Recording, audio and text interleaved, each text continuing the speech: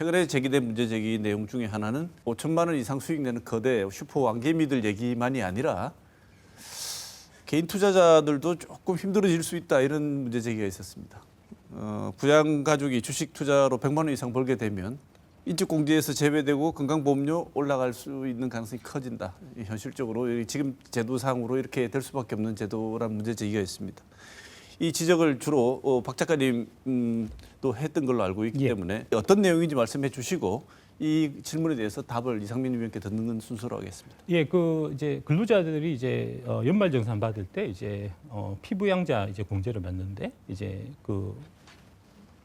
받을 때 이제 두 가지가 필요해요. 첫 번째는 이제 나이 요건이 있어야 되고 두 번째는 소득 요건이 있어야 되는데 이 금융투자 소득이 발생함에 따라서 그게 이제 소득 요건 100만 원 이상 넘어가면은 그러면 이제 자녀들이 이제 인적공제 150만 원 받는 거 하고 거기서 끝나는 게 아니고 거기서 플러스해서 자녀가 내는 학자금, 병원비, 보험료 이런 이제 추가적인 공제들이 있거든요. 그런 부분까지 다 빠져버리니까 그러면은 결론적으로는 이제 이 법이 통과되게 되면은 이제 지금 우리가 자녀들한테 일찍부터 좀 경제 교육을 하라는 이제 의미로 그 자녀 명의로 주식 계좌 이런 거 많이 만들어 주는데 이제 그런 거 다 없어야 된다는 이제 그런 얘기 되는 겁니다.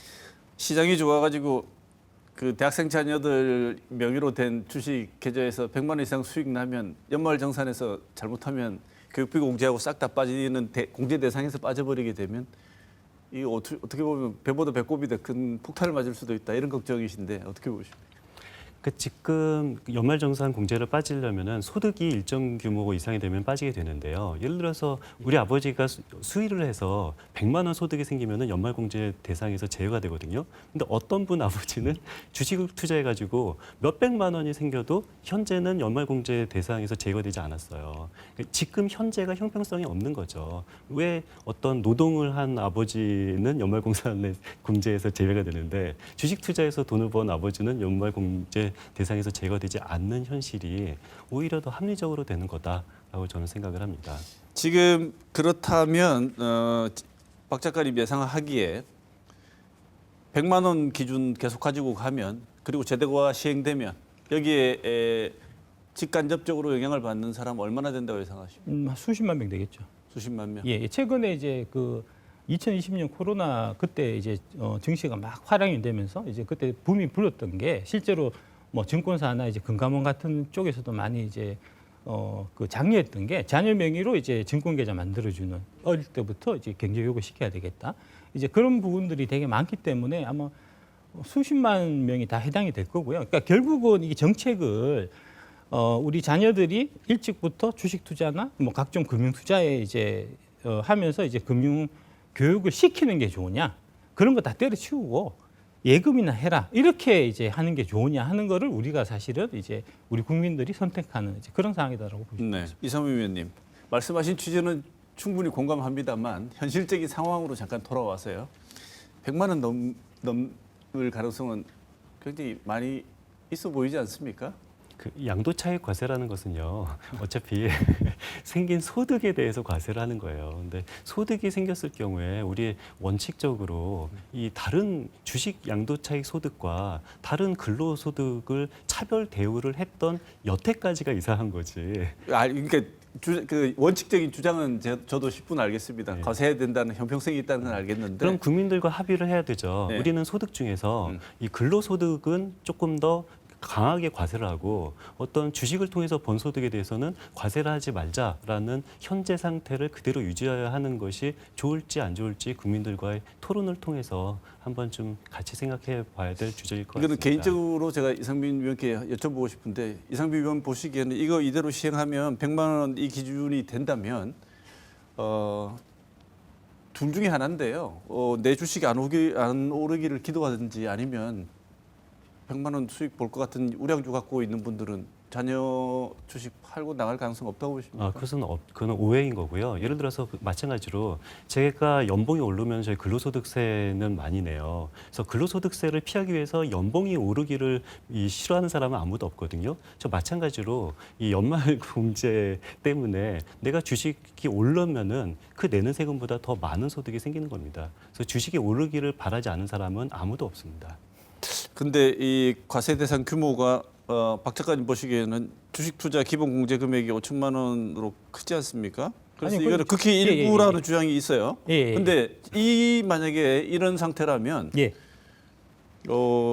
일부가 아니고 대상이 많아질 것 같다, 이런 일부가 예상이 아니고 있는데. 지금 이제 그 현실적으로 이제 거의 한 수천만 명이 다 이 금투세에 해당이 되는 게 원천징수라는 거하고 같이 연결돼 있기 때문에 네. 그렇습니다. 이제 원천징수는 이제 그 금융기관을 내가 하나 지정을 해서 거기에서 벌어들인 것만 5천만 원 이렇게 받는 혜택이 있는 거고요. 나머지 타 금융기관, 그러니까 예를 들어서 이제 제가 하나증권을 거래해서 여기서 이제 주식 투자에서 수익이 발생하고 제가 이제 삼성생명에 이제 변액연금보험 들어갔고 있는데 변액연금보험도 주식이거든요. 그러면 제가 이제 그 둘 중에 하나증권을 신청을 했으면 삼성생명에서 발생한 변액연금보험에서 나오는 그 금융투자 소득은 5천만 원 이런 거 상관없이 다 세금을 내야 된단 말입니다. 그러니까 다 걸린다고요. 그러니까 미국처럼 이게 이제 제대로 그 5천만 원을 내가 이제 받기를 원한다고 하면 이제 그 원천징수를 하지 말고 지금 이제 미국 그 주식 양도소득세 낼 때 5월달에 우리가 다 신고하면서 내거든요. 자진신고해서. 자진신고해서 내게 처음부터 제대로 그렇게 설계를 했으면 이게 이제 5천만 원 이게 의미가 있는데 지금 5천만 원도 사실 네, 의미가 알겠습니다. 없는 거예요. 자, 이상민 위원님, 이런 걱정에 대해서 조정 여지 없습니까? 뭐 세율이라든가 이런 부분. 원천 징수에 대해서는 얼마든지 뭐 테크니컬하게 조정할 여지는 저는 충분히 있다라고 보고요. 근데 미국 같은 경우도 이자 배당에 대해서는 원천 징수를 하고 있어요. 일본 같은 경우도 주식 양도 차익에 대해서 원천 징수를 하고 있고요. 근데 뭐 이런 부분에 대해서는 저는 충분히 조정을 할 수 있다라고 적극적으로 네, 20에서 25% 여기에서 이렇게 올라가면 두 분도 마찬가지겠지만 사실은 세금 내는 거 좋아하는 사람 아무도 없습니다. 우리가 당위니까 내야 한다는 것 때문에 내지만 근데 0에서 25에서 어이 뭐야 이런 생각이 당연히 들 텐데요. 좀 세율을 단계적으로 조정하는 건 안 같은 거는 생각해 보신 적이 없으신가요? 미국 같은 경우는 1년 이내 단기 투자 같은 경우는 아예 20%이 저세율이 아니라 종합과세가 돼서 최고 세율의 과세가 돼요. 워런 버핏이 이런 말을 했거든요.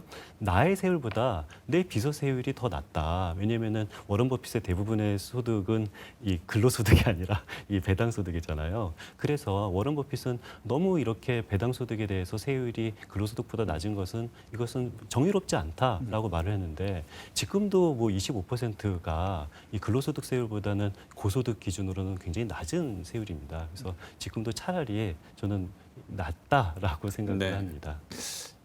워렌 버핏이니까 그러지 않을까 싶긴 한데요.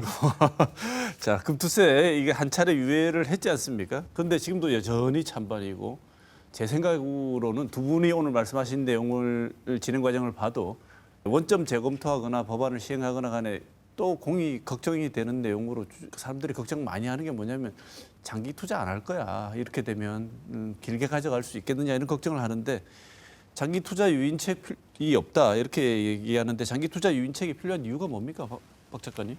장기 투자를 이제 그 해야 이제 기업하고 내가 동의해서 같이 이제 성장하는 이제 그런 형태가 되고 그게 이제 건전한 투자 문화니까요. 그거는 뭐 저 미국이나 뭐 선진국에서도 다 있는 제도고 우리 같은 경우에도 이제 부동산 양도소득세 같은 경우에도 장기 보유 특별 공제라 그래서 이제 오래 보유하신 분들은 이거는 투기가 아니고 우리는 좀 뭐 다른 좀 개념으로 해서 이제 좀 많이 할인해 주거든요. 네. 그러니까 당연히 여기도 그 제도가 들어갔어야 되는데 처음에 이게 왜 안 들어갔는지 저는 이해를 못 하겠습니다. 왜 이 장기 투자를 좀 이렇게 권장하고 유지할 수 있는 어떤 유인할 수 있는 유인책이 이 현재 법안에는 없다고 지적하고 있는데 어떻게 보십니까? 아니, 뭐 동의합니다. 박 작가님처럼 장기 투자 유인책은 저는 필요하다고 생각을 하고요. 앞으로 시행하면서 이게 한 몇 년 뒤가 되면 이제 장기 투자자가 생기잖아요. 장기 투자자가 생기면은 저는 나름대로 장기 투자 유인책은 도입될 필요가 있다고 생각하고요.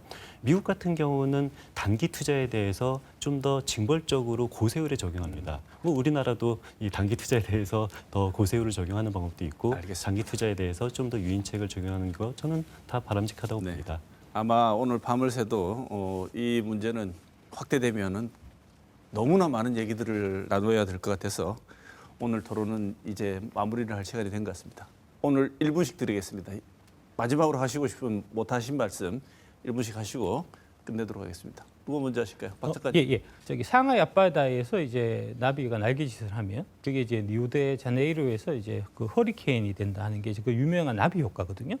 그 나비 효과가 발생한 이유가 뭐냐면은 이제 이 복잡계이기 때문에 우리 이 경제 체계가 그 전형적인 복잡계입니다. 그래서 이제 이 세법 사소한 거 하나만 잘못 건드려도 이게 이제 경제에서는 엄청난 파급 효과를 좀 불러일으킬 수 있는 위험이 있기 때문에 되게 신중하게 다뤄야 되는데 이 금투세 문제가 그런 신중함이 많이 부족했었다는 말씀드리고 그래서 이 신중함을 제고하기 위해서 이제 오늘 이런 자리 같은 이제 다양한 토론 자리가 좀 많이 앞으로 이제 열렸으면 좀 좋겠다는 말씀드리고 싶습니다. 네. 이상민 위원님. 미래 주식을 예측할 수 있는 사람은 아무도 없죠. 그렇지만 과거 경험을 통해서 우리는 교훈을 배워야 돼요. 과거 경험이 어땠냐면은 우리나라는 주식 양도 차익이 계속 없었고 계속 주식이 이렇게 박스피가 되고 있습니다.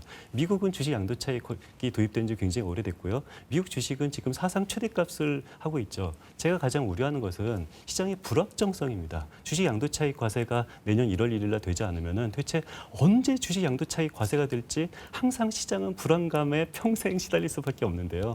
저는 이 불확정성을 빨리 해소했으면 좋겠습니다. 네.